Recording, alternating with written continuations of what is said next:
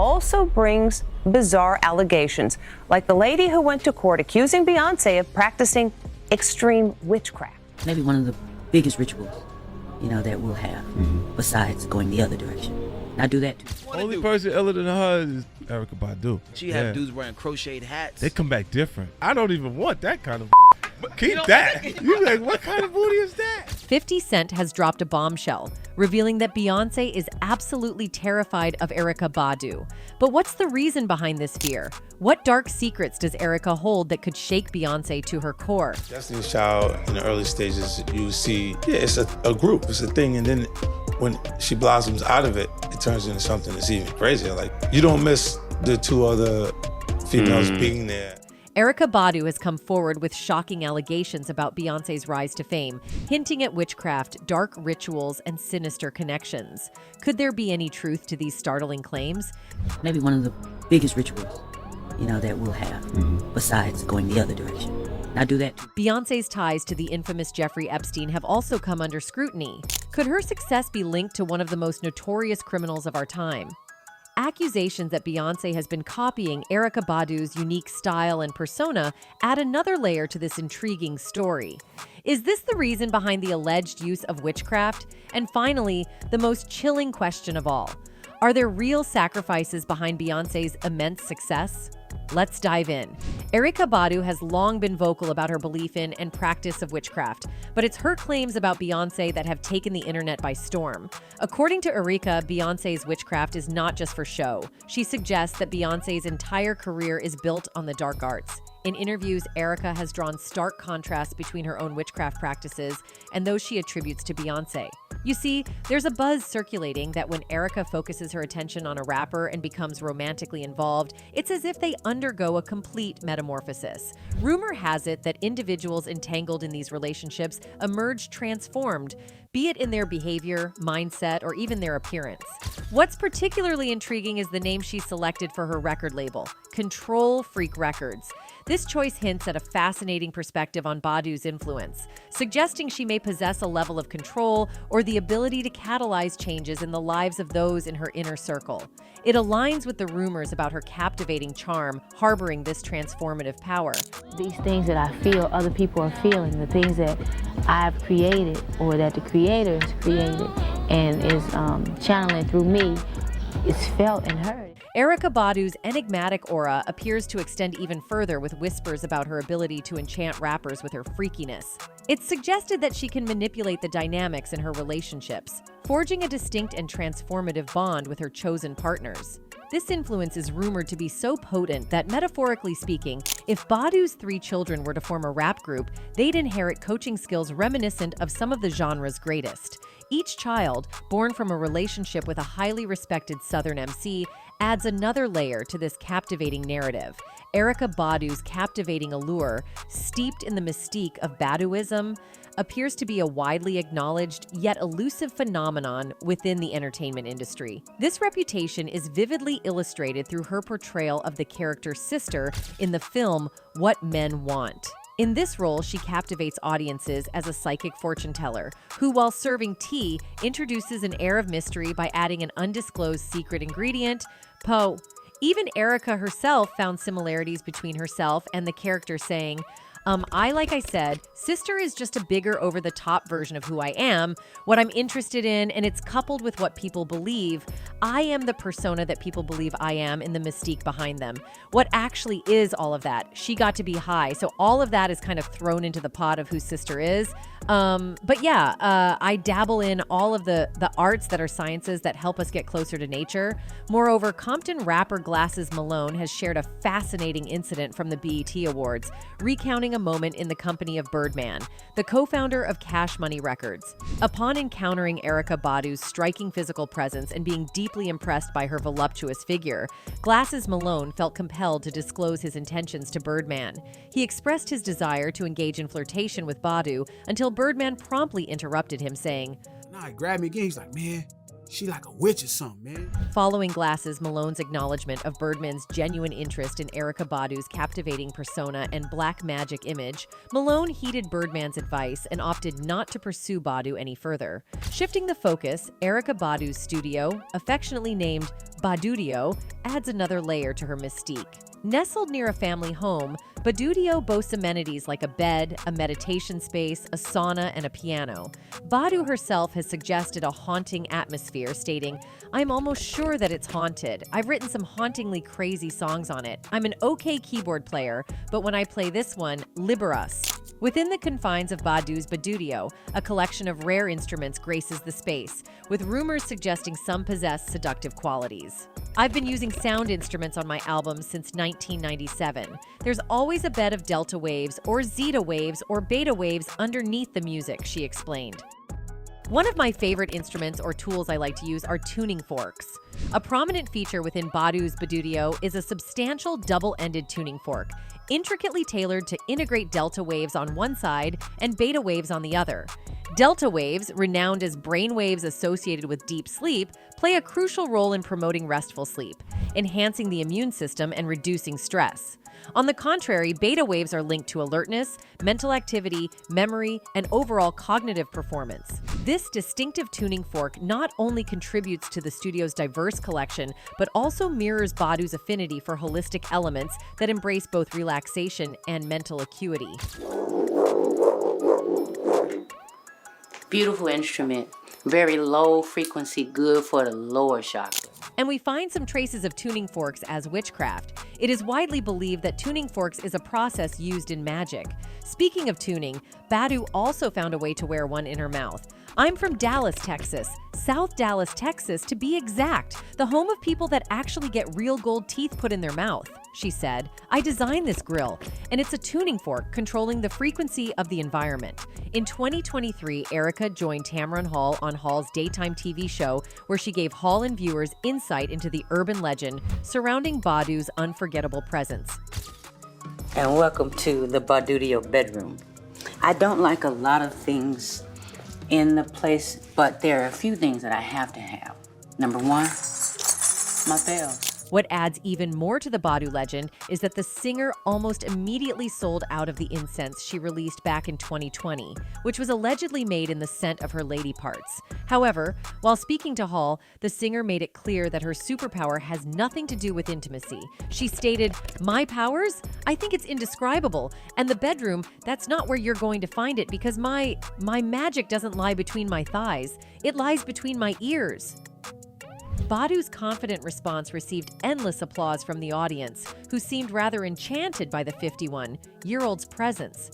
It can be inferred that Badu wasn't lying about her magical presence, because every answer she gave Hall resulted in an overwhelming amount of praise from the crowd. I was told that I should surround myself with things. Let me take these teeth out for some. But first, did everybody see it already? Many fans were fascinated by the way Badu carried herself throughout the interview, noting that they understand why she says people are naturally intrigued by her. Meanwhile, one person who has spoken about Erykah's magic is rapper 50 Cent. Despite his history with prominent women in the entertainment industry, there are two women he has explicitly stated he would never date: Rihanna and Erykah Badu. While many men are captivated by these two iconic figures, 50 Cent, the G-Unit boss, has made it clear that he wants to steer clear of them. Only person iller than her is Erykah Badu. She have dudes wearing crocheted hats. They come back different. I don't even want that kind of. Keep that. You like, what kind of booty is that? In an interview with Ricky Smiley, 50 Cent explained his reasons. He highlighted Rihanna's unique impact on her romantic partners, suggesting that her presence often leaves men emotionally vulnerable and altered. Rihanna got a thing with her where she leaves the guy looking like they were the girls. They be hurt, he remarked. According to him, the only person who surpasses Rihanna in this regard is Erykah Badu. Only person iller than her is Erykah Badu. They come back different. I don't even want that kind of pee, keep that. What kind of booty is that? However, this perspective is not unique to 50 Cent. Erykah Badu. You know, that she's a homie too, but I said she can't get nowhere near me with that. And you start wearing turbans, colorful yarmulkes. socks. Yeah. Yeah. the tie-dye shirts. On an episode of his podcast, It Is What It Is with Mace, Cameron also discussed Badu's compelling influence over men. During a conversation about the attractiveness of Lori Harvey and Amber Rose, Badu's name came up, and Cameron was critical of her ability to captivate multiple men. She's a homie too, but I told Enz, she can't get nowhere near me with that pee, Killa Cam declared to his co-hosts after disrespectfully referring to Badu as Andre 3000's baby mom. That ish she be doing to Enz is wild. Enz be regular up until they F her. Then you start wearing turbans, yarmulkes, the tie-dye shirts. No, you got to chill, the New Yorker concluded, seemingly poking fun at Common's style evolution. However, Beyonce's Witchcraft isn't as positive as hers. Way back in 2018, Kimberly Thompson, Beyonce's former drummer, had accused the singer for extreme witchcraft and magic spells of M. Seemingly, this was what she said. Literally shattered everything that I've tried to build after doing that work in my life. If I have always said when I was a kid, I never would want to regret anything. Not only that, she further claims that Beyonce has been casting spells to keep her under her control, as much as using some mind control tactics to keep her tied down completely. Kimberly Thompson's attempt to obtain a restraining order against Beyonce is a noteworthy development in the story. However, it's important to note that restraining orders are typically granted when there is concrete evidence to demonstrate a credible threat or potential harm. In this case, the judge's decision to deny the motion suggests that there was insufficient evidence to support the claim that Beyonce posed a threat to Kimberly Thompson. Legal actions such as restraining orders require a high standard of proof to be met before they are granted. As such, the court's decision indicates that there wasn't enough evidence to substantiate the allegations against Beyonce. However, there are many incidents where Bey has been seen acting weirdly. In recent years, there has been ongoing speculation about the reasons behind Lauryn Hill's disappearance. While some have previously suggested that she may have struggled with addiction or mental health issues, a recent disclosure from Lauryn Hill herself suggests a different narrative. According to her, it appears that her career decline was orchestrated by her closest friend and collaborator, Beyonce. Young people know that it is not a burden to love him and to represent him.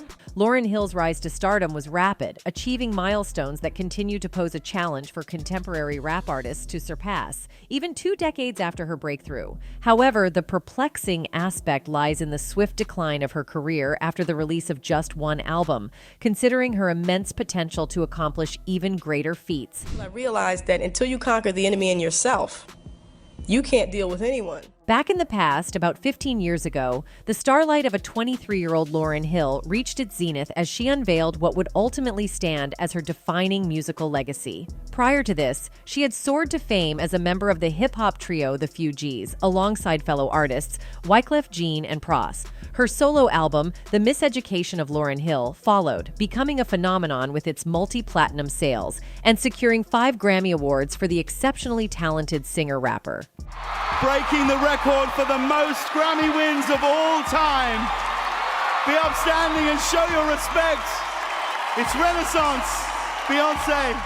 These achievements etched her name in history as the first female artist to earn multiple Grammy nominations and wins in a single night, while her album also marked the first hip-hop themed work to seize the prestigious Album of the Year Grammy. You know what I mean? It's like, you just have to stay firm. Curiously, during the very year of Lauryn's solo album introduction, another significant talent began to make waves in the pop realm. A 16-year-old artist who would eventually go by her first name alone, Beyonce, stepped onto the scene with Destiny's Child and their self-titled debut album. Intriguingly, there exists a subtle 1-degree connection between these two icons. Destiny's Child collaborated with Wyclef on their track No, No, No, marking the release of their first successful single that ascended to the summit of R&B charts. Breaking the record for the most Grammy wins of all time. Be upstanding and show your respect. It's Renaissance, Beyonce. In retrospect, a closely intertwined narrative unfolds. As one star's trajectory faltered, another soared. The focal point, Lauryn Hill, reportedly declined a lead role in the Hollywood production Charlie's Angels, aligning herself with a specific brand of feminism. Reflecting on this decision in an interview, Hill remarked, "Men like it when you sing to them, but step out and try and control things. And there are doubts. This is a very S industry. They'll never throw the genius's title to a sister. Interestingly, Lauryn Hill's initial taste of success came through acting. In 1991, she made her debut alongside Jean in a hip-hop adaptation of Shakespeare's Twelfth Night titled Club Themed. Recognizing her potential, a talent agent discovered Hill and secured her a role on the soap opera As the World Turns. Subsequently, she graced the screen in Sister Act 2, Back in the Habit, earning praise from film critic Roger Ebert, who lamented that her remarkable talent was underutilized. Hill's acting journey also led her to Steven Soderbergh's King of the Hill. I've just been thinking about things.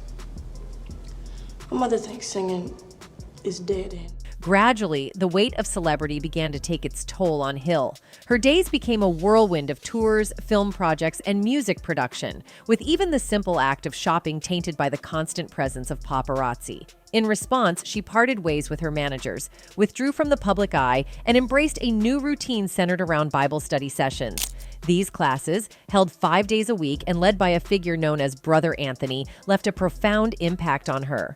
Reflecting on this period, Pras would later tell Rolling Stone in 2003, "I had a tape of his teachings, that S is ill. F me up. I can't really explain it. It was some weird S, man. It was some real cult S."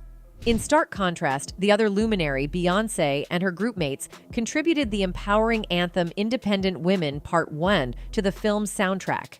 As events unfolded, one star appeared to fade from the media spotlight, while the other continued to dazzle across various publications, gracing the pages of Sports Illustrated, Vogue, GQ, and even the feminist magazine Miss One Luminary showcased a talent for crafting poignant lyrics, effortlessly blending rap and melody to delve into themes such as politics, love, religion, and critiquing the impact of corporate media.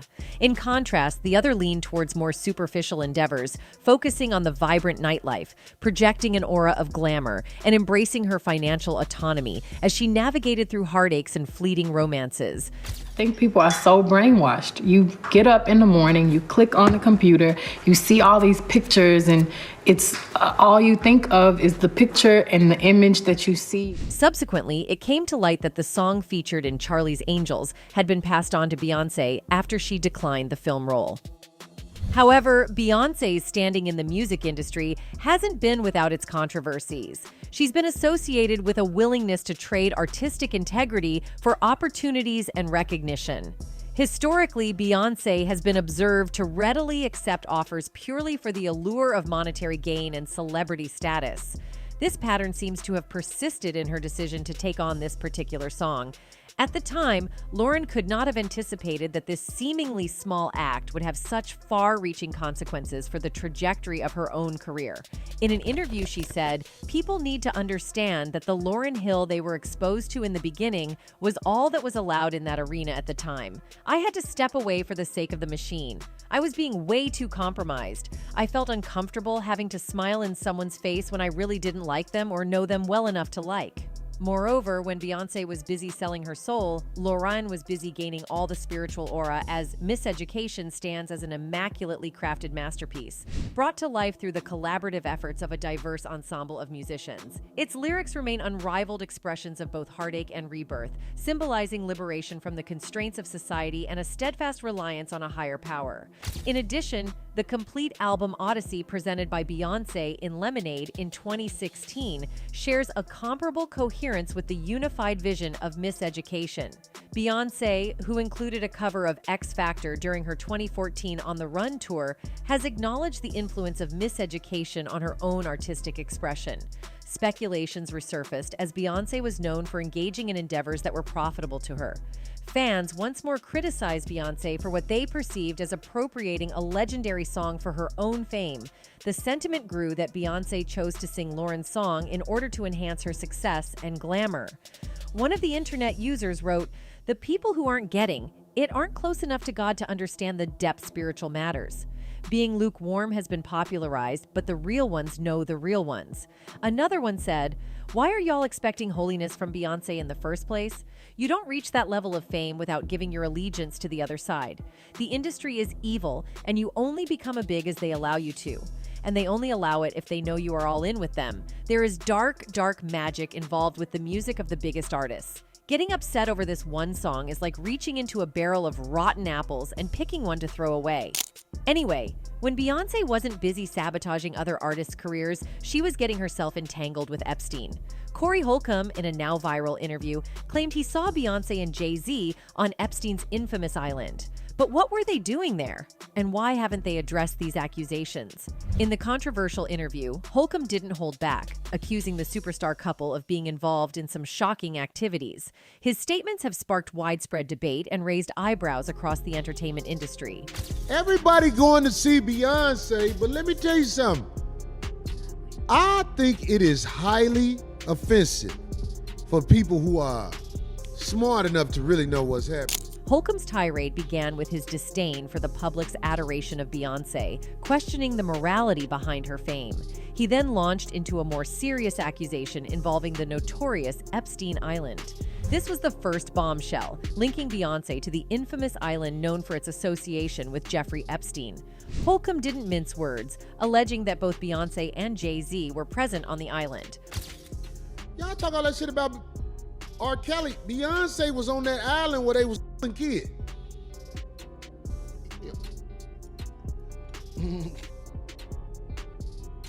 Beyonce was... Holcomb further insinuated that Beyonce's presence on the island was not just a visit, but a deeper involvement, mocking the idea that she was performing inappropriate acts. You give her a pass. You give her a pass. She can have a concert and everything after she's a known participant on pedo. Here, Holcomb criticized the media and public for allegedly giving Beyonce a pass despite her supposed involvement in such scandalous activities, drawing a stark comparison to how other celebrities are treated. It's like people want to dismiss it. That's why you can't tell me nothing about what the media say about nobody. Yeah, exactly. Because the media is going to make a bad guy. Holcomb expressed his distrust in the media, arguing that they manipulate narratives to protect certain individuals while vilifying others. He contrasted this with how R. Kelly has been portrayed, suggesting a double standard. Beyonce and Jay-Z are linked to Pedo Island. What? Huh? You ain't got nothing to say, do you? But R. Kelly, the bad guy. Continuing his argument, Holcomb repeated his claim about Beyonce and Jay-Z's connection to the island, challenging his audience to reconsider their perceptions of the music icons versus R. Kelly. Holcomb downplayed R. Kelly's actions, which have been widely condemned, and suggested that the alleged actions of Beyonce and Jay-Z were far worse. This is what's out there by multiple people that they were part. Look, it's a lot of motherfuckers out there who get that information about who was out there on that island. Anyway, even without the witchcraft allegations, Beyonce is still intimidated by Erykah Badu's fearless approach to calling out the injustices done by Hollywood elites. Last year, Erykah Badu was raising eyebrows with a post that had fans questioning if she was throwing shade at Beyonce for stealing her style, or was she also suggesting that Beyonce keeps stealing from other artists and should be stopped? Okay, what had happened was Erykah Badu posted a photo of Beyonce performing at her tour in East Rutherford, New Jersey, and captioned the photo of Bey's outfit, which featured a dramatic top hat. She also posted a picture of herself wearing something similar and captioned her photo, "I guess I'm everyone's stylist favorite chrome mirror hat." So it's clear that Erykah has done the most with over-the-top hats through the years. Whether she's on stage or on a red carpet, she has been known to sport a towering fascinator. But does that mean that when Beyonce wore a similar hat, she was biting her style? Well, a lot of people reacted to Erykah's post by saying she was reaching. Plus, Beyonce has been wearing those hats for years, and this time it was probably just metallic to match the Renaissance theme. Some people also pointed out that maybe Erykah should be reminded that artists like Beyonce have numerous stylists who put such stuff together, and whenever things are similar or look inspired, it rarely has anything to do with the artist directly. In addition, a lot of people also didn't see a problem even if Beyonce actually got her inspiration from Erykah. Other people pointed out how mean it was for Erykah to be shading Beyonce, yet Bey has been shouting her out for being one of the greats. Now, what y'all don't know is that Erykah didn't just do the stories out of the blue. When Beyonce posted a couple of photos on the gram wearing the same hat, Erykah commented, I'm flattered. And many people said that the comment had some negative energy attached to it. Erykah then posted the Insta stories and did a whole reel on her page about how the chrome hat is her favorite hat. Initially, it looked like people were just trying to stir something up, but after Erykah's several posts, it really looked like she believed that Beyonce was copying her style. And you know, it's also possible that Beyonce actually wore the hat intentionally to copy Erykah. In any case, 50 Cent has also called out Beyonce on the same. In a 2023 conversation with XXL, the G-Unit mogul sounded off on the importance of relationships in the music industry, and in the process raised a few eyebrows when he insinuated it was Hov's marriage to Bey, and not necessarily his talent, that has contributed to his mainstream success. The same concept with the Super Bowl. See, they don't understand the relationship. They were trying to get Eminem to do the Super Bowl without me. It wasn't happening, Fifth said of his appearance at 2022's Super Bowl halftime show. He then drew attention to Jay-Z and Beyonce's relationship. It's okay for the award shows not to give me the trophies. Even Jay-Z's career, you can look at that and say the association to Beyonce is when he started to receive the 16-17 Grammys, since he's been with Beyonce. And you go prior to that, he had one. That came with the association. You see, Jay and Beyonce's kids already have Grammys. They don't sing yet, they don't sing, they don't rap yet, and they already have Grammys and ish. So they say, give them this trophy so we can secure that they're coming to the award show. It meant that much to the culture, they just gave them the things, he added, implying the Carter family's long list of accolades is more a PR scam. In any case, with all the allegations against her and Erykah Badu's determination to expose her, it makes sense why Beyonce would be scared of Erykah. Anyway, that's it for this video, folks. Bye.